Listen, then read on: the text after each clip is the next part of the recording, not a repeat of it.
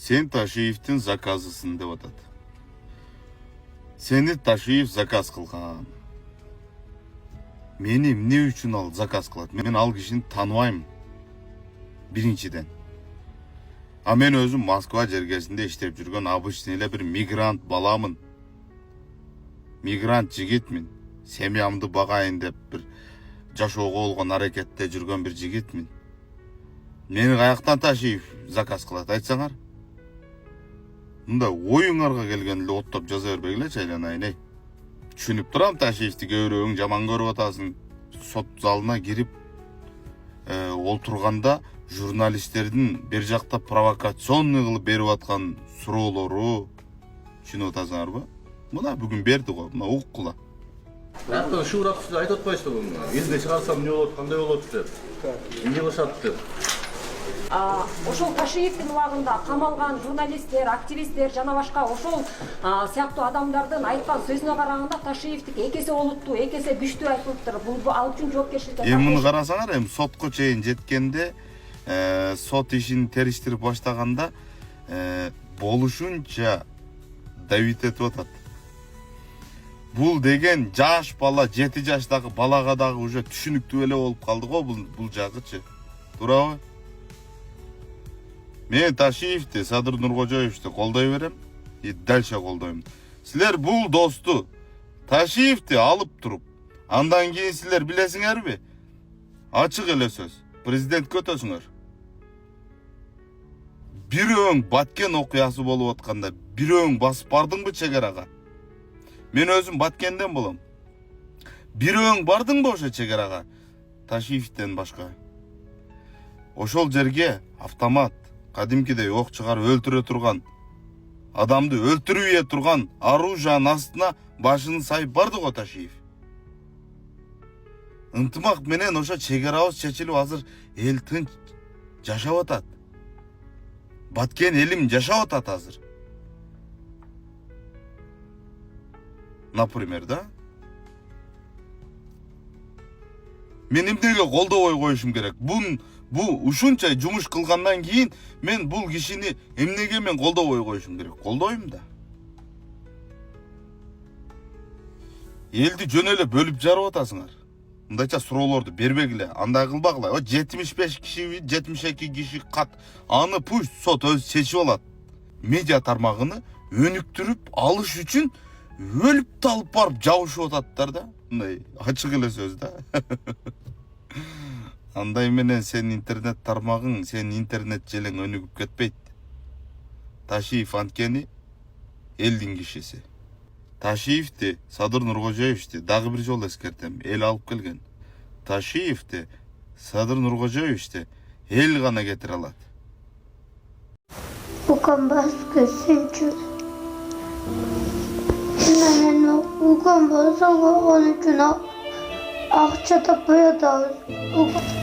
Элде чуркап жүрсүнчү бул дагы. Ассаламу алейкум, урматтуу кыргыз элим, мен Кубанычбек кызы Кымбат. Мындан алдында сиздерден жардам сурап кайрылган элем. Уулум Мухаммад 5 жашта, азыр баса албайт. Ошо жол кырсыгынан улам ушундай абалга түшүп калган.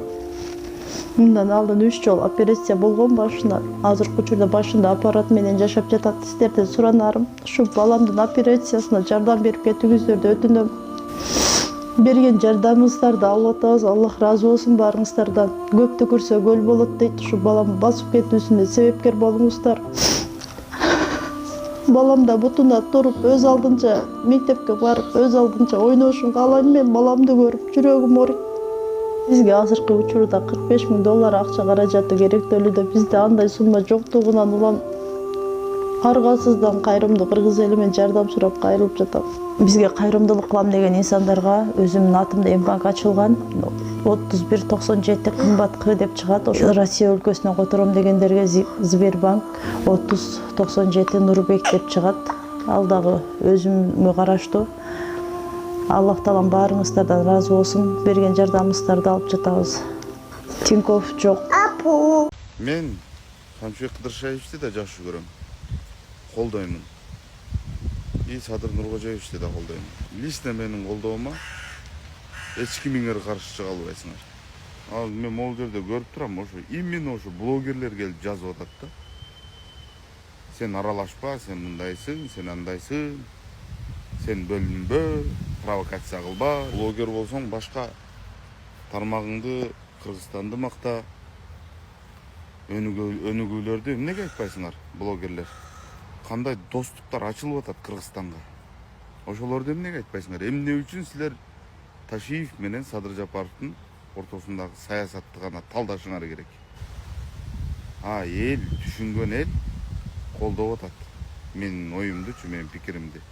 Андыктан эми глубже кирбей эле коеюн. Глубже кирип кете турган болсом эгер азыр чындыгында бир нерсеге айланат да могу нерсечи. Ушул ойлор, ушул сөздөр глубже кирбей эле токтоткула дедимби блогерлерди. Токтотуп өзүңөрдүн башка жумушуңарды жасагыла. Кудай таалам дүйнөдө башка тарта турган, башка сүйлөй турган темаларды аябай кылып көп берип койгон. Силер жөн эле отургула. Сот, закон, мыйзам өзү чечип талдап алат. Силердин вообще керегиңер жок да. Анан сен кимсиң, кайдан чыккан жекчансың дегендерге мен айтып коеюн. Урматтуу туугандар, мен ошо кыргыздын эле карапайым жигитимин. Кыргыздын эле карапайым жигитимин. Кыргызга күйө турган, кыргызымды жакшы көрө турган, элимди жакшы көрө турган жигитмин. Мен өзүмдү көп тааныбайт. Мен сөзүмдү көп тааныйт.